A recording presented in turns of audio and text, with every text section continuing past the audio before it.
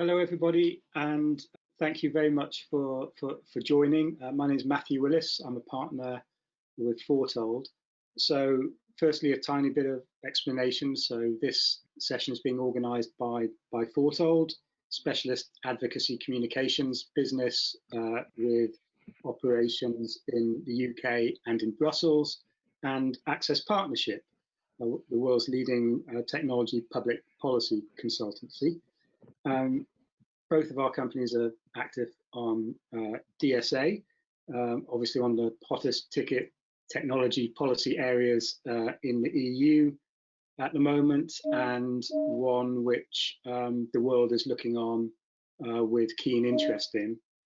So my job here is just to welcome you and to then hand over. A couple of bits of housekeeping before I do that, though. The first of which is there will be a Q&A session later on. Please write your questions down in the chat function of the system. And they'll go through to our organisers and to the moderator, Sam, for that section later on. And then the second piece of housekeeping is that for those of you who are keen on Twitter, and there'll be some out there, we're using the hashtag DSA Digest for this event. It's also the hashtag of a monthly newsletter on the topic of the DSA, which Fourtold and Access put out as well. We'll send you the link around to that afterwards if you're interested in signing up. So big thank you for everybody dialing in, and in due course for you listening attentively and asking your questions. And an even bigger thank you to the panelists we've got today, and also to Sam Stolton, who's going to be moderating this for us. And with that, Sam, hand over to you. Thank you very much, Matthew, and a big thank you to all for tuning in from all over the world this afternoon for what I hope will be a very engaging and dynamic discussion. As Matthew just said, my name is Samuel Stolton. I'm the digital editor at EU policy platform Euractiv, and I'll be moderating today's event. The title of today's session is, of course, the Digital Services Act, the Future of Content Regulation, and we will be taking a deep dive into the fundamentals of the DSA as presented by the European Commission in December, in which platforms could face the prospect of billions of euros in fines unless they abide by new rules across fields including advertising transparency, illegal content removal, and data access. Penalties for violations of the rules include fines of up to 6% of a company's annual income. We're very fortunate this afternoon to be joined by a stellar panel who will help us get our teeth into some of these core issues of the DSA. We have with us here today MEP Alex Agius Saliba of the S&D Group in the European Parliament, who of course was rapporteur for the Internal Markets Initiative report on the DSA last year. We also have Giulia Pastorella, Head of EU Government Relations at Zoom. We're also joined by Francesco Versace, Senior Advisor on Platforms and Services for Vodafone. We're going to kick off today's event with a keynote speech from MEP Saliba before segueing into a panel discussion with Giulia and Francesco. And as Matthew said earlier, we'd love you to get involved as well, so send us your questions on the chat functionality of GoToWebinar. And also, don't forget the all-important hashtag DSA Digest if you're tweeting online as well. Just to remind you that this event is being recorded for future reference purposes as well. So without further ado, I think it's about time to get started by inviting MEP Alex Agius Saliba to the floor for his keynote speech. Alex. So first of all, thanks Samuel for this introduction. I'm very excited to be here today. This is one of the first events discussing the DSA, DMA after the 14th of January Commission's proposal. So we've been now discussing the DSA and the future revision of the e-commerce framework and the DMA for the past year, both internally within the European Parliament, but also during these events. But now we have something more concrete in our hands. We have a Commission proposal. So Therefore, I think that we can have a more guided and open discussion. First of all, the digital transformation has profoundly changed the functioning both of the global economy and also functioning of our societies. And unfortunately, the existing legal framework is lagging and needs update in many different areas. The Digital Services Act and the Digital Markets Act that the Commission proposed in December are the first comprehensive and also horizontal update of the current legal framework, which has been there for the past 20 years. There is no doubt that both of these proposals will be game changers, not only for Europe, but also for other continents and for the rest of the digital world. First of all, I want to congratulate the Commission for their work and also for keeping an open mind of the Parliament's suggestions in the 3 different reports that were approved last October from 3 different committees on the DSA. I think that we can all agree that online platforms have become public utilities, have become indispensable in our lives. But at the same time, this has helped them to acquire unprecedented powers by becoming basically rule setters in their rights and creating a digital environment suited for their vested interests. And we all have witnessed the recent events in Washington, which led us to question the role of social media very seriously. Social media plays an essential role in how information reaches people and how basically this affects their behavior, this affects their decisions, and ultimately this also affects their actions. And the recent events are examples of the enormous power that social media and digital services have been given over our lives. It is alarming. It's alarming to provide such a power of censorship to private companies that can decide everything in our lives. And I don't believe it is up for platforms to regulate democracy and regulate by themselves the rule of law. It is up to public institutions to do so. It is also evident that the current legal framework is not sufficient and the new rules are more necessary than ever now. We need to take back control of the digital world and also adapt a transparent, a fair, a comprehensive set of rules. We need laws that can preserve our democracy, our public interests, and the people's freedom and also the people's choices. We need regulations to protect and safeguard citizens' rights and guarantee a better and also a safer digital environment in a virtual world that we are living in today without no borders. The DSA is a first step forward, but will it be enough? The critical issues for me lie in the unregulated digital practices designed to maximize user attention, which is ultimately based on illegal or sensationalist content. Such practices and such business models need to be addressed in the DSA and the MEP to guarantee a better, a safer digital environment while also empowering people to make their own informed decisions and own informed choices. It is essential for the DSA that it will basically create a safer digital space for all users where fundamental rights and public interests, the users and also consumers' rights are consistently protected through all our member states. It is already a positive step that both the DSA and also the DMA are taking up the form of regulation in the Commission's proposal. It is also vital to strengthen a few fundamental principles, such as the principle which was taken up by the Commission and was moved forward in my report in IMCO of what is illegal offline should also be illegal online, together with a high level of consumer protection and user safety principles. As I said, we must regulate online harmful business models, manipulation, discriminatory practices designed to maximize the amount of user attention dedicated to the platforms based on illegal or sensationalist content. And to this end, we need to go beyond some measures proposed by the Commission. For me, the benchmark in the coming months will be the Parliament's position adopted in the DSA reports. There needs to be further work to strengthen and also clarify some of the provisions on the notice and action, on the content removal, on consumer protection, which should and must have a more prominent role in the Commission's proposal, the Know Your Business Customer principle, which should be more ambitious than what the Commission is proposing, and also when it comes to enforcement. There needs to be more clarity and more certainty.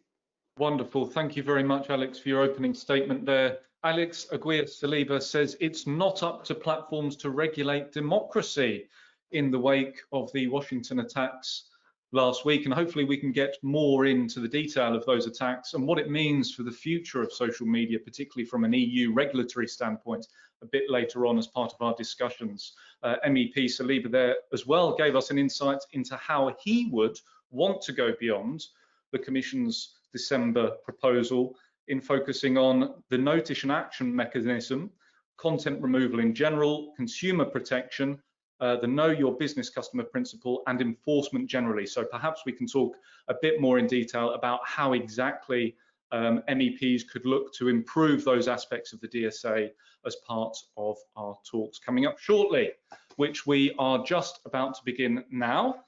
Before we get into the details, I would like now to turn first to Giulia Pastorella for a short opening statement from the perspective of Zoom. Giulia. Thank you, Simon. Thank you for having me and for inviting me at what promises to be a very interesting discussion. I'm the head of government affairs at Zoom. I think everyone knows Zoom, it's a household name, but I might as well spend a couple of words on its history and evolution, because it has had a terrific growth over the last year, obviously due to the pandemic, but it did exist before. It was founded back in 2011, a US company that was centered around users' needs. Initially started as a business-to-business video conferencing tool, and now has turned into a broader communications platform. So I invite all of you to go on the website and see what other services we offer other than video conferencing, which you all know of. So in terms of the DSA as such, so I will start from a historical perspective on platform regulation. The first wave of platform regulation, we're talking about the e-commerce directive, Section 230 in the US. Those were really intended to protect and enable and prevent any stifling of platforms. So it was really to boost innovation and growth. And that has obviously worked. We see now how platformization of the economy is happening, and Zoom is one of the pillars almost that we allowed people to continue study, to continue working, to really continue life online that couldn't be done offline. The new wave of regulation, DSA and DMA, has a completely different focus, and a focus that Zoom endorses and embraces fully, which is taking the perspective of the user and trying to redress some of the imbalances, asymmetry of information, and other issues that have been grown as platforms grew.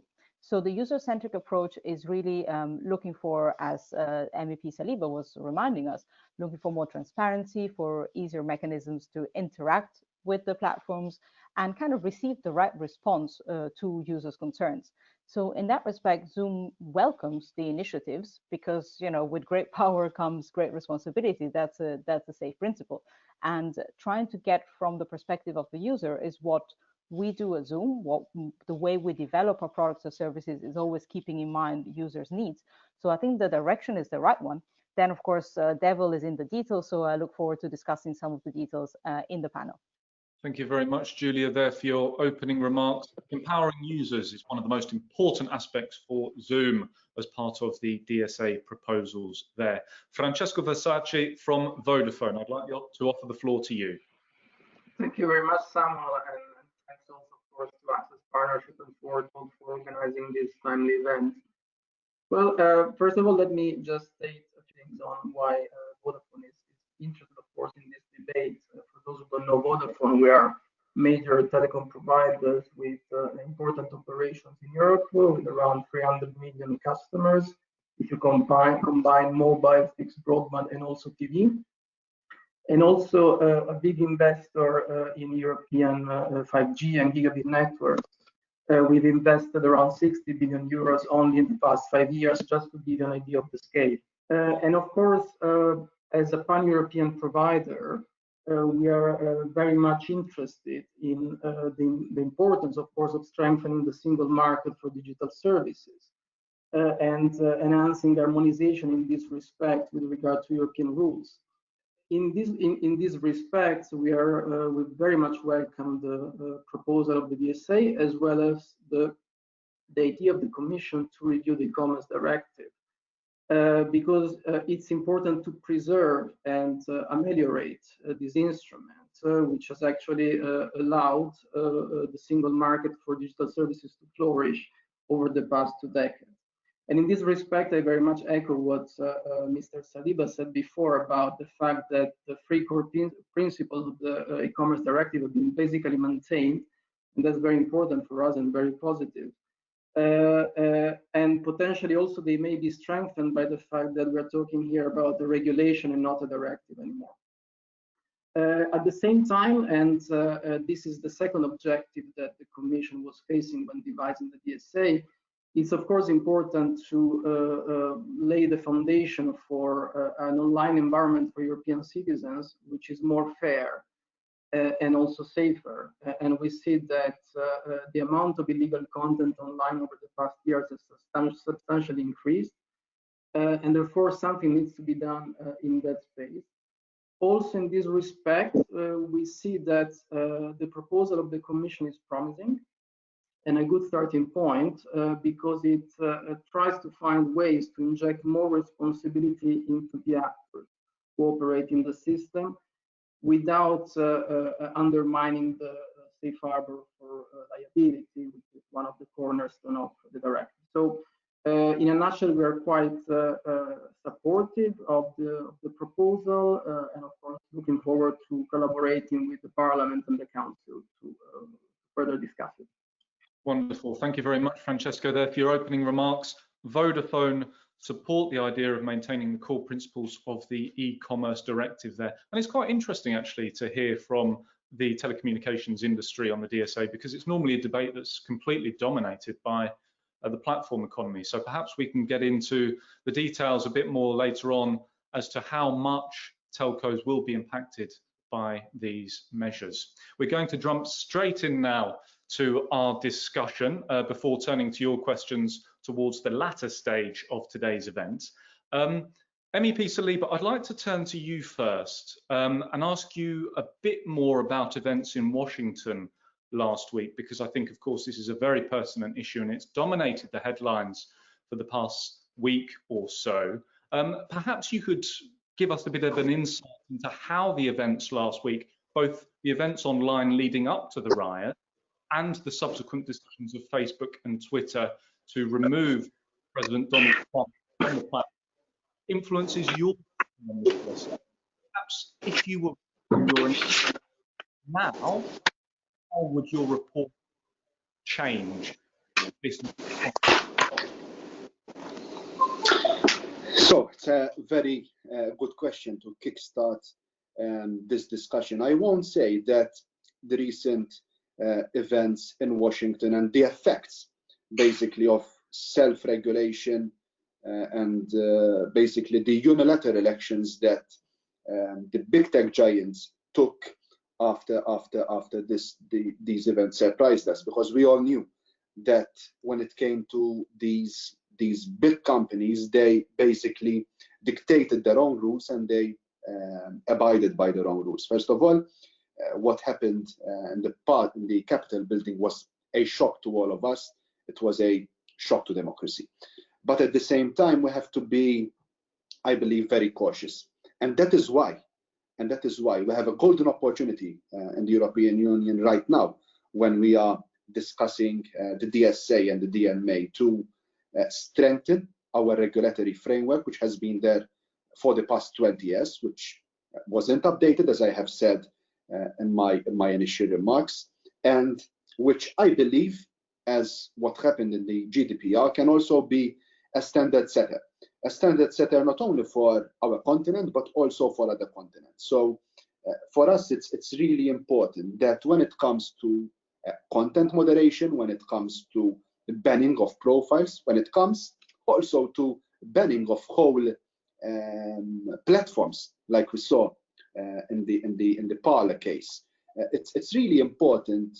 Although I can totally understand the raison d'être behind it, the reason behind it, and the also the link between what has been going on and what has been hosted by these platforms, and ultimately what actions, undemocratic actions, took place in the Capitol building. But at the same time, I feel that in the day and age that we are living, in a situation whereby these social media platforms have become public utilities as important as electricity and water in our lives, and we end up in a situation where they are dictating their own rules and taking decisions based upon the rules without any level of transparency, without any level of visibility for the end consumers. This is creating a lot of questions. Just imagine, I was reading an article today.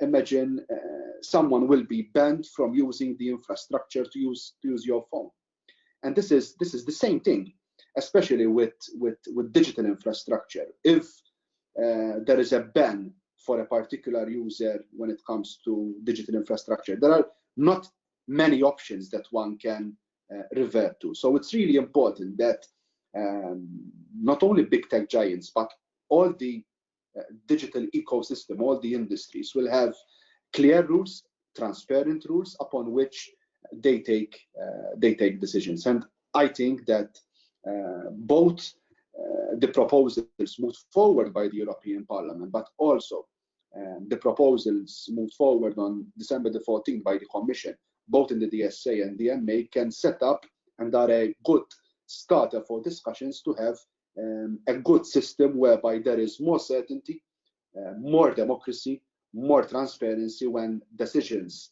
like the decisions taken by Twitter, by Facebook were taken. I think this will answer a lot of questions that are making the rounds right now. So it's really important. This is a good opportunity. Let's take it. Let's be as ambitious as we can, because ultimately this will not just influence Europe, but this will have a big ripple effect, and this will also affect other continents, definitely the US. Thanks, Alex. Where are we at the moment, Alex, in terms of the parliamentary procedure with the Digital Services Act in the Internal Market Committee? Because it appears as though, unless there's any other protestation from other committees, that IMCO will get both files, and we're hearing rumours perhaps of a deal that will give the DSA to the S&D group and the DMA to the EPP group. Could you tell us anything more about that at the moment, and do you think that the S&D group would be an appropriate group to lead again this file? So I think that first of all, the S&D group has been pivotal in the parliamentary discussions, both within the IMCO committee and also in the Euractiv committee, when it came to the two own initiative legislative reports being undertaken by myself and Timo Volkenen, and the support being undertaken in the European Parliament and in the plenary session especially was a very encouraging one, having cross-party support from all the mainstream political groups in the European Parliament. I don't think that it is something very usual to achieve in such complex dossiers in the European Parliament. So S&D, I think, did a good job in both these two reports. At the same time, I think that we are at a juncture whereby discussions are still ongoing between the different political groups in accordance with the DON system, the system whereby files are distributed within the European Parliament. And to my knowledge, until a few hours ago, a final decision, although there are indications, has not been taken on who is going to get the DMA and who is going to get the DSA.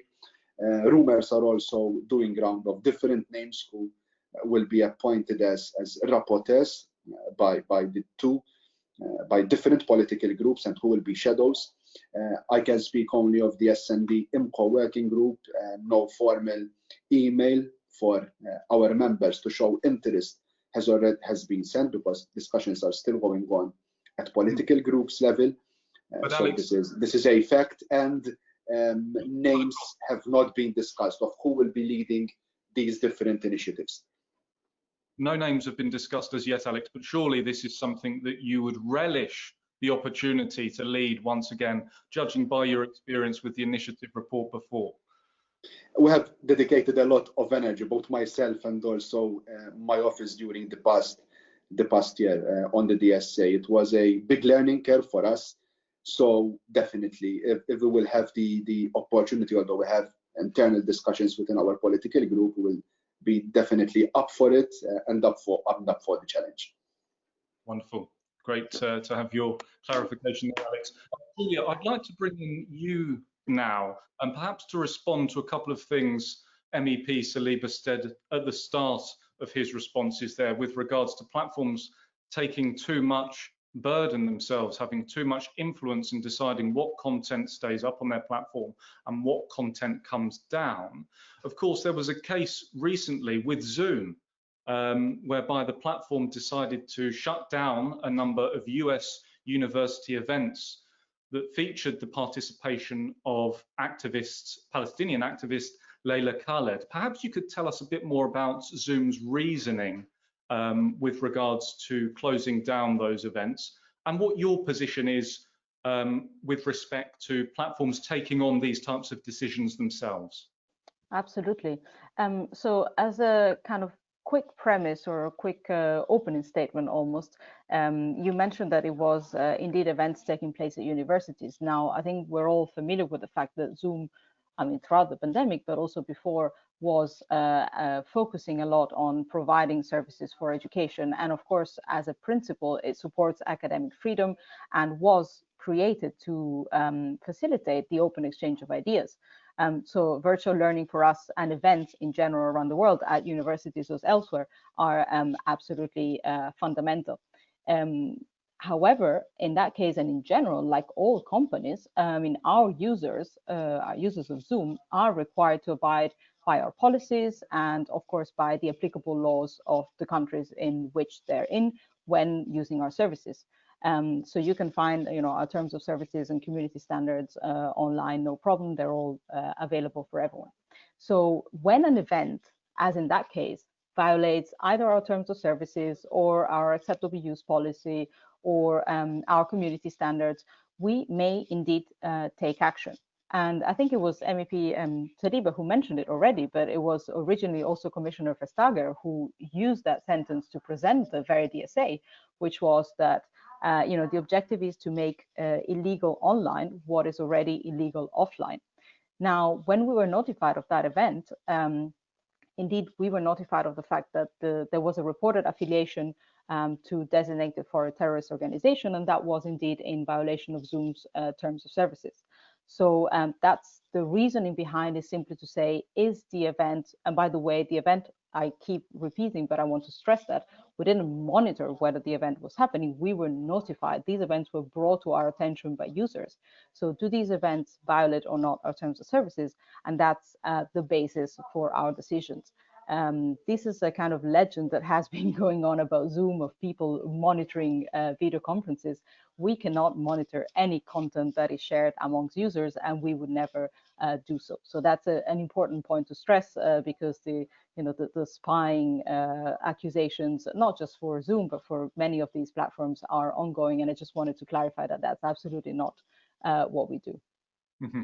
Thanks, Giulia. And I wonder, just to follow up on that again, are these types of decisions that Zoom is comfortable taking itself with regards to potential violations of its terms and conditions, or would you rather have some sort of a political supervision or political clarity in knowing precisely what type of content can be demonstrated and hosted on your platforms and what type of content shouldn't be? I mean, certainly more clarity would be welcome to ensure that we take the right decisions. And in other cases, we did ask for a legal basis when users flag certain, behavior or events, etc.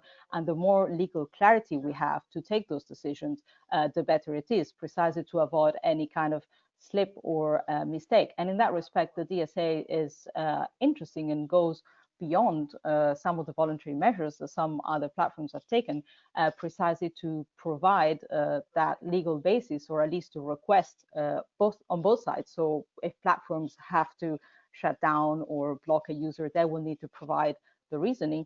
And on the other hand, if a user flags or claims that some content needs to be taken down, they will also need to provide a little bit more information than what is currently the case. So I think that the DSA in that respect puts more solid grounds on both sides of the equation when it comes to blocking events, taking down content, etc. So that's definitely welcome. Okay, great. Thank you, Giulia. Francesco, if I could bring in you now. As I said at the beginning, we hear so much about how platforms are going to be impacted by the DSA, but we don't really hear too much from the telcos. Maybe you could give us a bit of an insight into how you envisage the rules, as the Commission has presented them, would impact you at Vodafone and the wider telco ecosystem in Europe. Thanks, Samuel. Actually, even though perhaps not everyone knows, telcos are actually covered by the e-commerce direct, in the sense, mainly within the so-called category of mere conduit providers. So, as you know, telcos as internet access and inter-service providers carry out internet traffic to consumers and users, and therefore we basically act as conveying belts of internet traffic to everyone. In this respect, telco's role is basically passive, in the sense that we don't have knowledge of the content that's conveyed, and we don't intervene on that.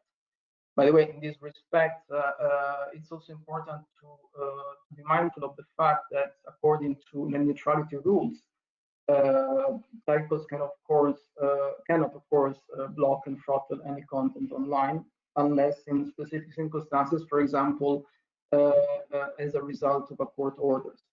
So when there is illegal content on our networks, basically we receive blocking injunctions from competent authorities, and in that case, we are then allowed to take down content. In this respect, the cooperation with law enforcement authorities has been overall quite good over the past years of implementation of the e-commerce directive, and of course it's important that that continues. However, it would be, in our view, important also that the problem of illegal content is more and more addressed at the source. To some extent, we are the last resort providers for law enforcement authorities who detect illegal content and need to have it taken down. It's not the most efficient way to tackle illegal content if that's done only by the tech. It would be important to find ways to limit the spread of illegal content before, even because, of course, it stays online more in that case, and before we actually intervene to take it down.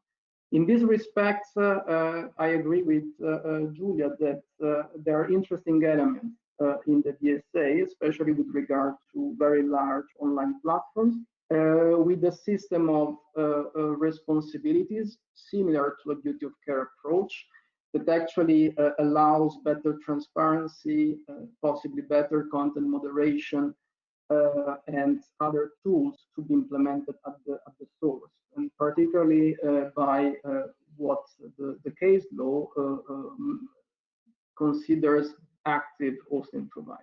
So this is also something that's important in our view. From our perspective as telcos, we will of course continue cooperating with law enforcement authorities in the implementation of the DSA. Great, and just thinking through maybe how telcos could be drawn into content moderation rules as part of the DSA in the future. With regards to potential legal issues that may arise, do you think that this could raise questions in terms of net neutrality going forward in the future? It is very important that the DSA, as the proposal of the Commission seems to do, ensures a very good calibration of all regulation affecting telecoms networks in Europe. it's very important to uphold the principles of net neutrality, according to which, as I said before, telcos cannot block or throttle content by their own initiative, unless in very exceptional circumstances. And therefore, any imposition of further content moderation obligations on telcos would potentially put that in danger. At the same time, when it comes to consumer protection, we are under very broad obligations according to the Telecoms Code, which basically cover all many possible aspects of consumer protection, and those were negotiated and finalized in 2018 in Europe. So it's very important that the overall architecture of EU regulation on digital services through the DSA, but not only, is very much mindful of all the different applicable laws and avoid any potential conflict and overlaps. Okay, thank you, Francesco. I'm just picking up one of Francesco's points there about illegal content.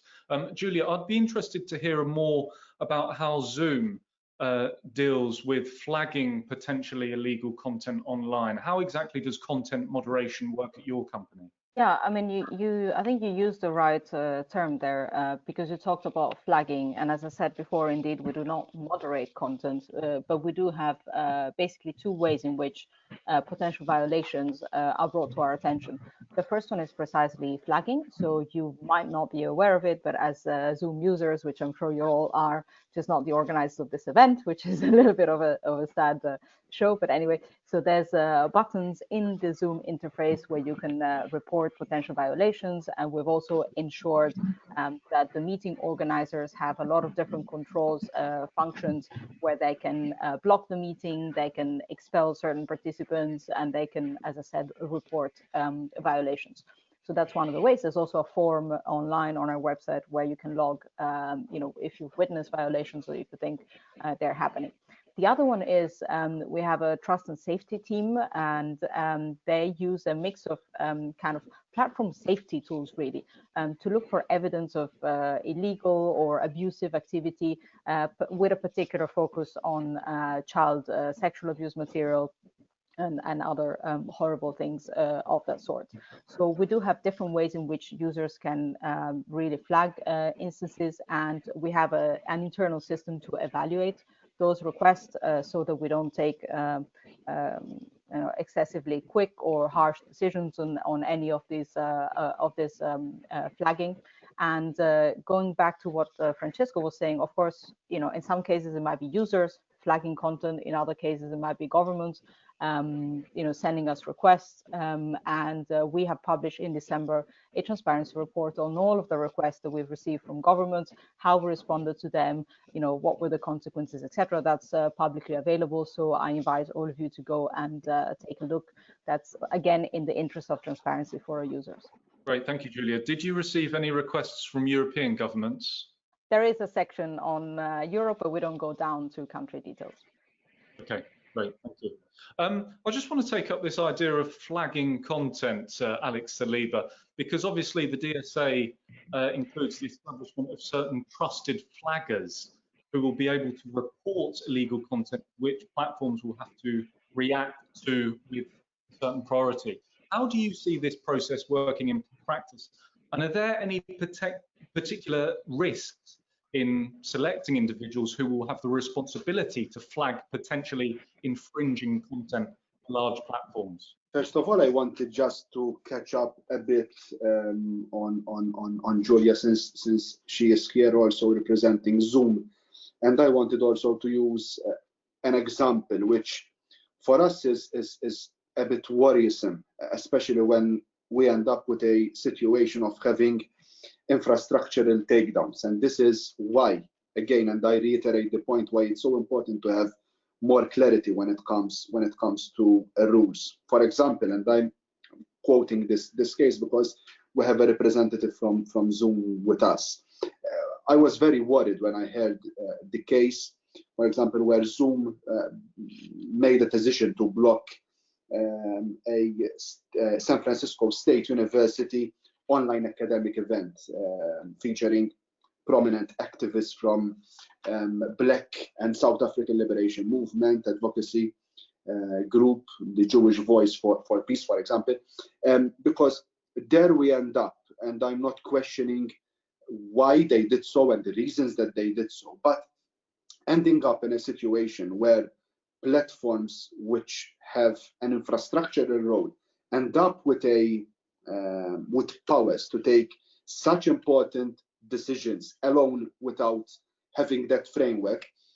I believe that it's very important to have clarity and more transparency there. When it comes to trusted flaggers and when it comes to the notice and action procedure, I believe that during the last year's discussions that we had when it comes to different elements of DSA and DMA, and the discussions that we had with civil society, with players themselves, I believe that one of the most important discussions that we had, and one of the most areas that there was consensus between the different players, was to have more certainty when it comes to the notice and action procedure, a step-by-step procedure, which would give more certainty both to users and also to the players themselves, and which will ultimately be of fundamental importance to create a safer environment. When it comes to trusted flaggers,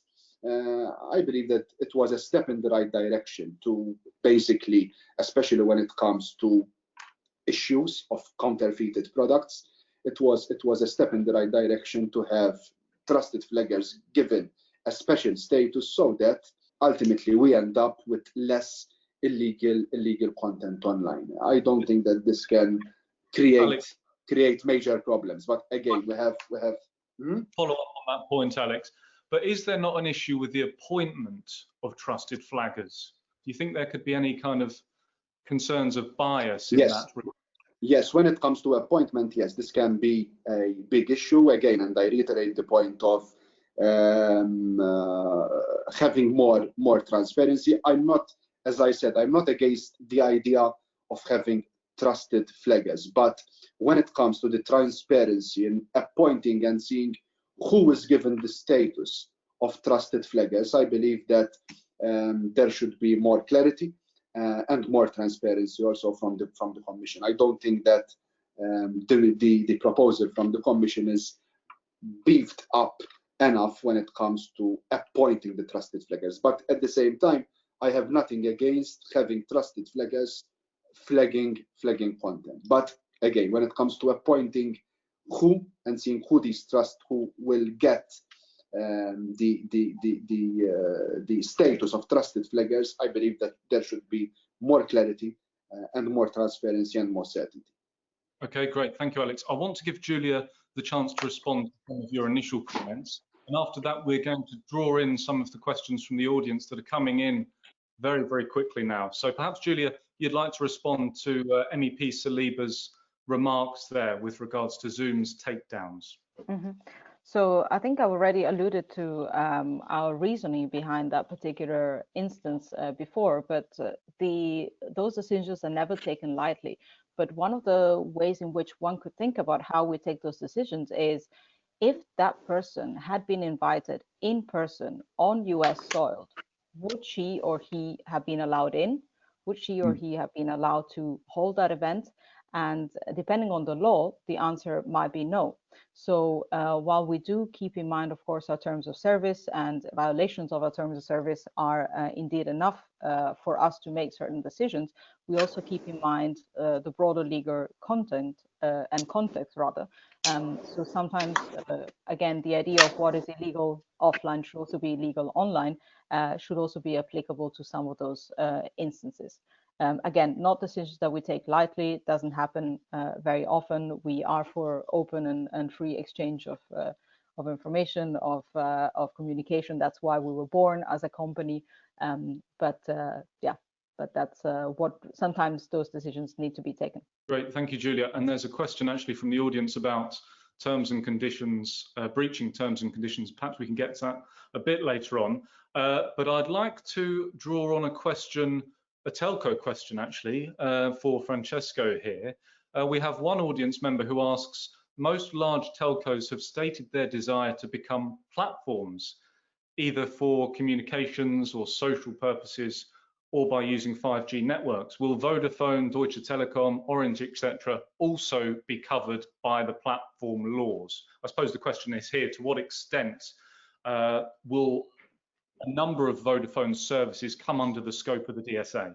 Yeah, indeed. Actually, speaking for Vodafone here, but that could be said for many other telcos in Europe. Over the past years, there have been investments also in platform businesses. I can tell, for example, regarding Vodafone, that we have the largest content distribution platform in Europe with around 22 million customers.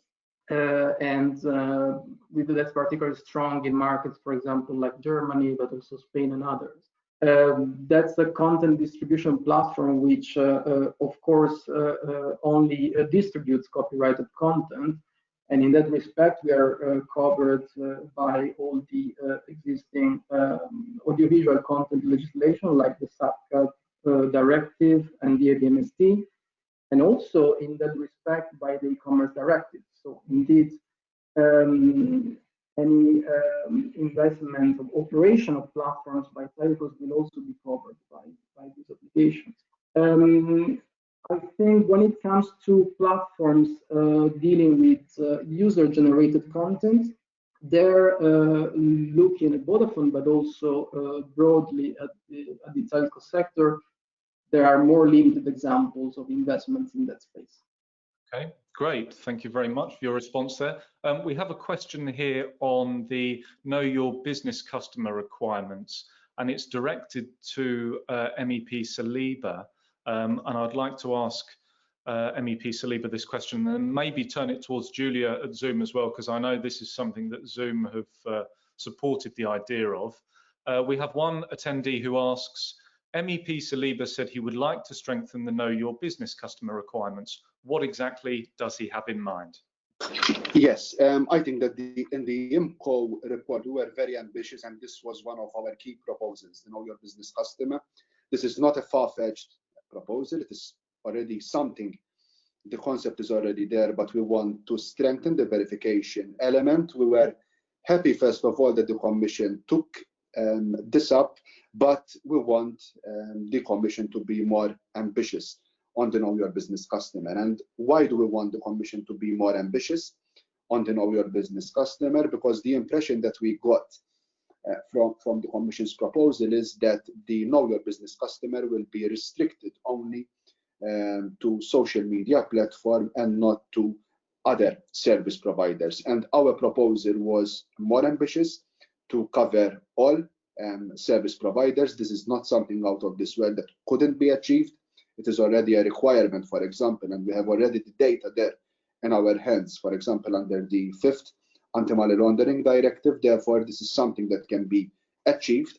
This is something that can create more transparency, more clarity, and also can be very advantageous to us to fight against harmful business models and fight against those users who want to abuse of our online ecosystem. It is impossible to achieve this level playing field, to have the principle implemented of what should be regarded to be illegal offline should be also regarded to be illegal online too, if we don't have a strong Know Your Business Customer provision. I believe that in this regard, although we appreciate that the Commission took on board part of our proposal, but this proposal, the Know Your Business Customer, should be applicable across the board. It is not something that cannot be achieved due to information which is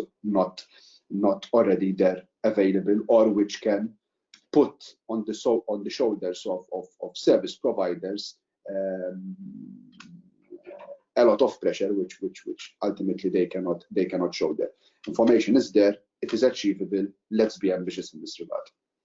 Okay, thank you, Alex. Giulia, this is something that in principle Zoom have supported the idea of, the Know Your Business Customer principle. How exactly would this change how business users use Zoom? Well, we do indeed have very strong know your business customer principles, and as we speak, we're also rolling out an even more robust compliance program to support those principles. So we obviously care to know our customers and know that that we can trust them and that no violation is happening. Now, with regards to how it's phrased in the DSA, Article 22 in particular, it seems to mainly talk about, when consumers conclude distance contracts with traders.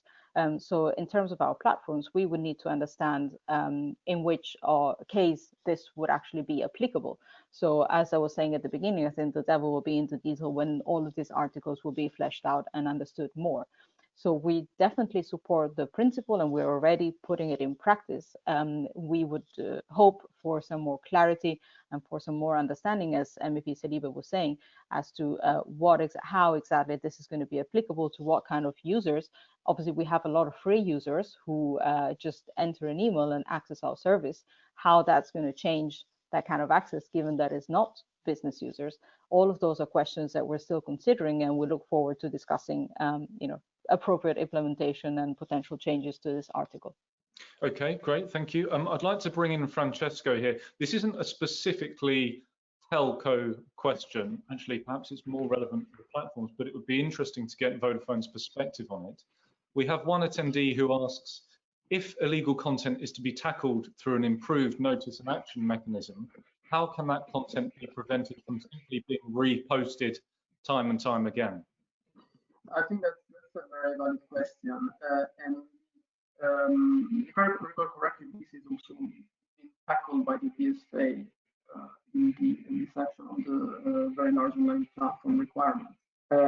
It would be important also to ensure that in addition to notice and action, notice and takedown mechanisms, there would also be sort of notice and put back mechanisms.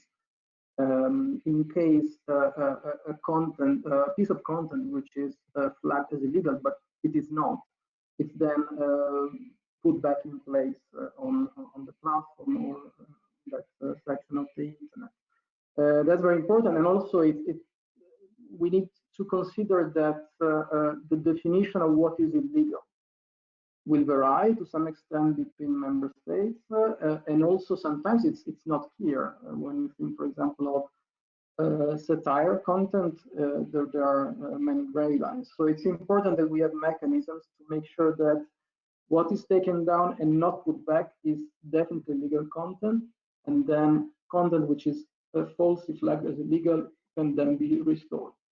Okay, great. Thank you, Francesco.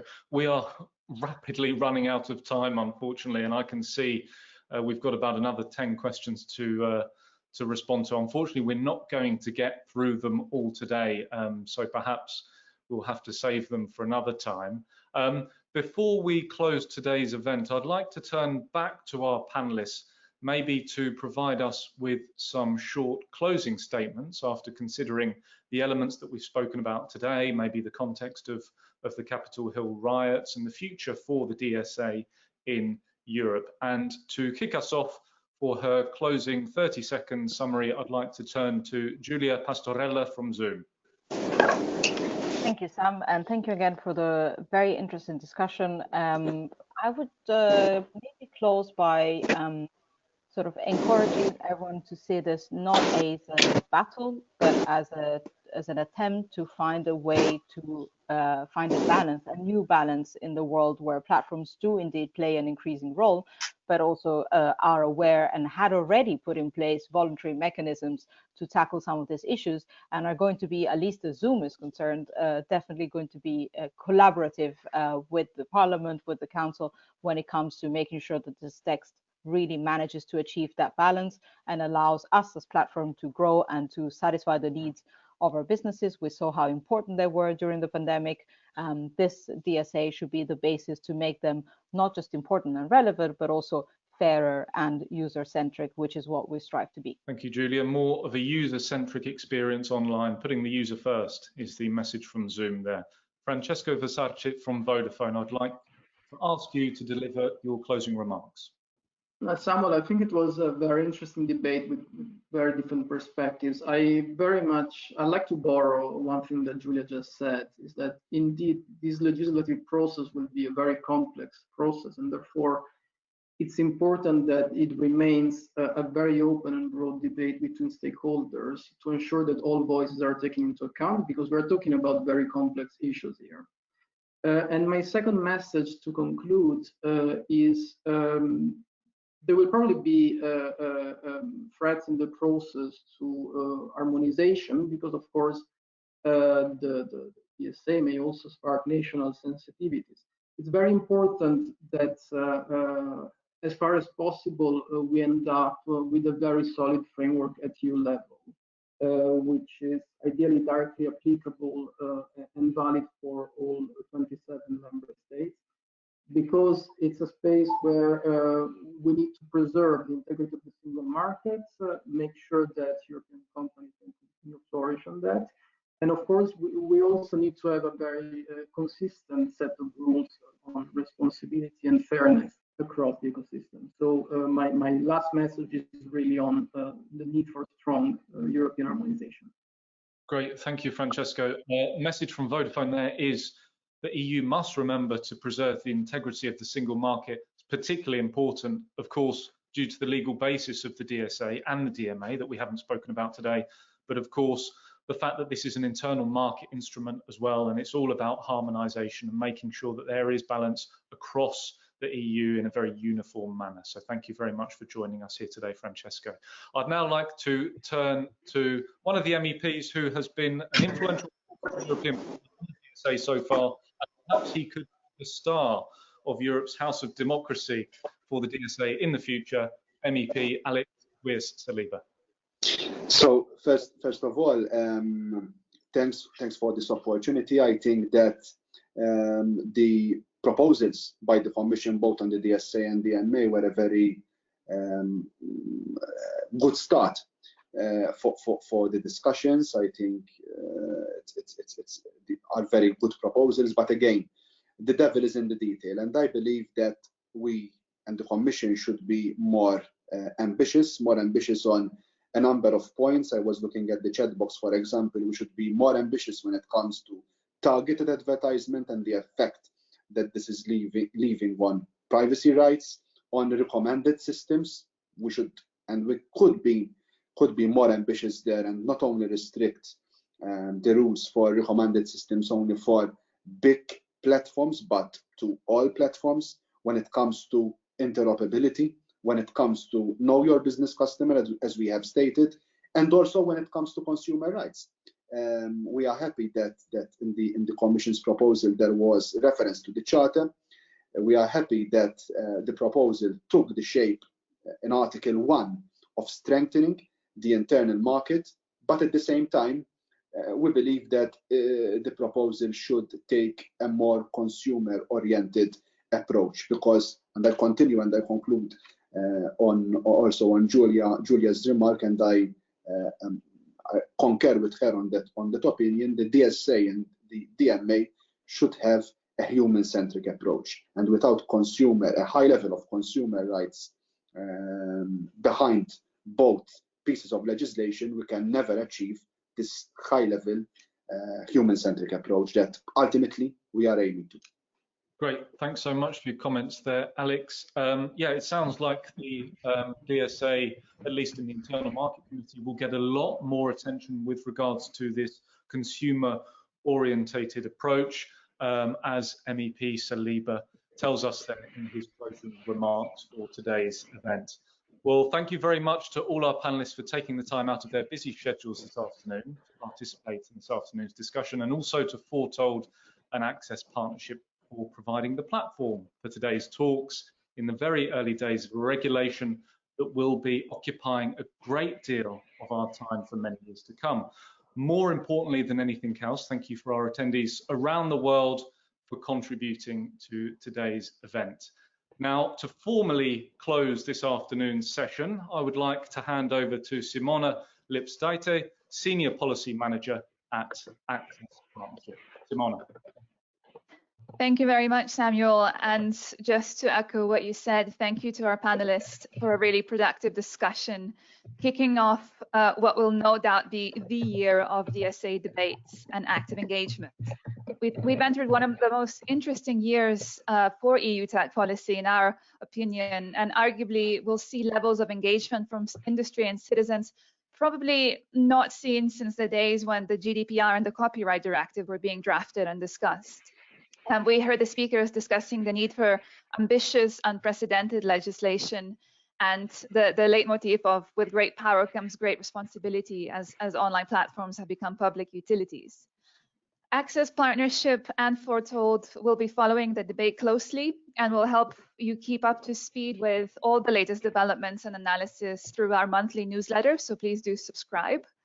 And just to mention, Access Partnership's Tech Policy Trends 2021 report was published today, and it looks at digital policy trends from around the world for the coming year. Of course, one of the trends is content regulation, not just in Europe, but in other regions as well. And just so you're up to date, we will send the tech policy report to all the registrants after this event, along with the recording of the event. Thank you very much again. Stay tuned for our series of tech policy webinars. Stay safe and goodbye for now.